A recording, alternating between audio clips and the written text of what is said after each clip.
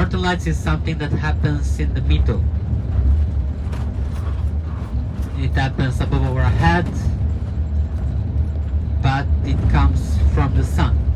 But it happened because of something we have in our planet. So basically, everything starts in the core of the sun, where we have a lot of nuclear fusions going on. We have a very strong pressure inside, which basically transforms the molecules of the main fuel of the sun, which is hydrogen, into lighter molecules like helium. And we have a lot of particles that make their way towards the surface of the sun. And eventually these particles, what is interesting for us is what is called plasma. Plasma is basically it is simply a flow of particles. They are loose particles, which means concretely protons and electrons, neutrons, especially electrons that are in a flow. The solar wind. The solar wind is what is emitted from the sun or in all the direction of the universe. So it's a flow of particles that are just flowing in the universe. And what is interesting to us is the part of the solar wind hitting our planet. It doesn't take long. The solar wind is super fast. It actually takes only between 18 to 32 hours to reach not our planet itself, but our magnetic field. So the Earth's magnetic field is basically our protection, our defense. Is a shield that is protecting us to this constant flow of radiations and particles coming from the sun and also from the rest of the universe, from the other stars, for example. And the magnetic field is also what allows an atmosphere to be in this planet, and so it allows for life to be in here. So what happens? These particles, when they hit the magnetic field, they are deflected and drawn towards the poles of the planet. We have the north magnetic pole and we have the south pole, right? And the poles is where we have an opening in the magnetic field that allows for these particles, some of these particles, to enter the atmosphere. And that is when the magic happens. So the northern lights are something that happen just under the poles, so in the Arctic and in the Antarctic. The Arctic Circle and the Antarctic Circle, above the Arctic and the Antarctic Circle, is where the northern lights happen. The northern lights themselves, they happen because of this interaction between our atmosphere and the particles that are coming from the sun. So we have, as I told you, some electrons, for example, that hit the molecules of which our atmosphere is formed. Our atmosphere is mainly formed by nitrogen, that is the main element in our atmosphere, and the second major molecule that we find in our atmosphere is oxygen. So we have a lot of nitrogen, especially in the higher stratas of the atmosphere, and we have a lot of oxygen in the lower strata. When the particles, for example an electron, hit the molecules of the atmosphere, let's say a molecule of oxygen, You know that the molecule is formed by many atoms, and the atom is formed by some specific number of particles, right? So a specific number of protons, electrons and neutrons. If we have an electron which is drawn into the atom and it's drawn into the orbit of the atom, this new electron, so we have an atom which we say it is excited, which means it is full of energy, and that it is also unstable. At some point, since it's unstable, it tends to release the extra energy it's full of, and so when it does so, it throws out a photon. A photon means energy in the form of light. So the northern lights is basically a great amount of these blinks that happen in the atmosphere. Actually, the northern lights are not many lights, are one huge mass of northern lights. It is called the Aurora band, something which is 2,000 kilometers long.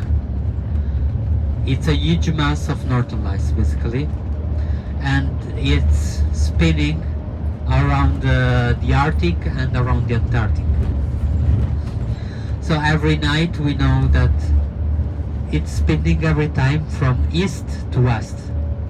So we know every night that the northern lights are coming from Siberia and they are heading towards Greenland and then Alaska, and then again Siberia, and so can have as much as you can of the sky, and also because if you have a zoom lens, probably you can have a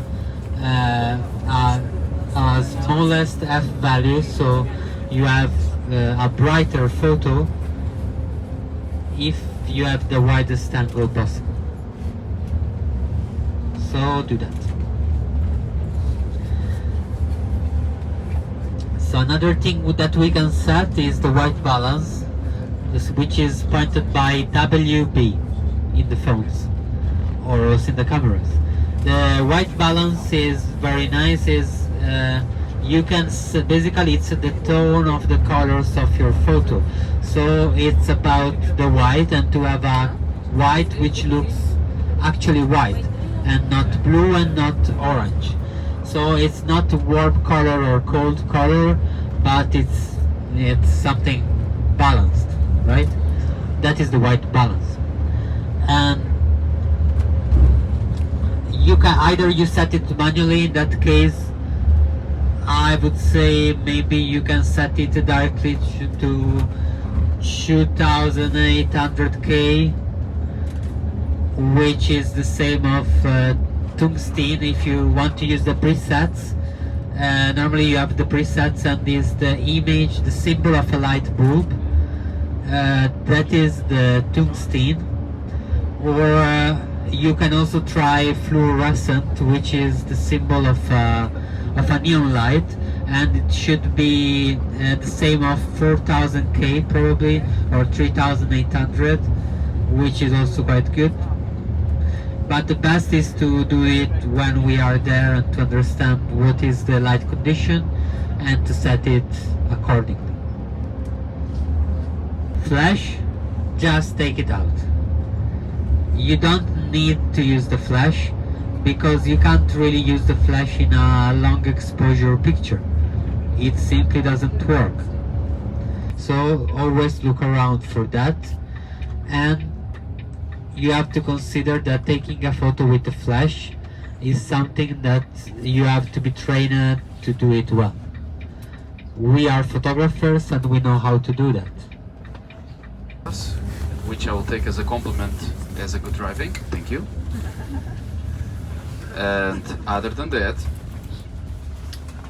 the bus in front of us is also going to the same spot that we are going to. It's another of our buses. We are going to a beautiful, nice place at the beach.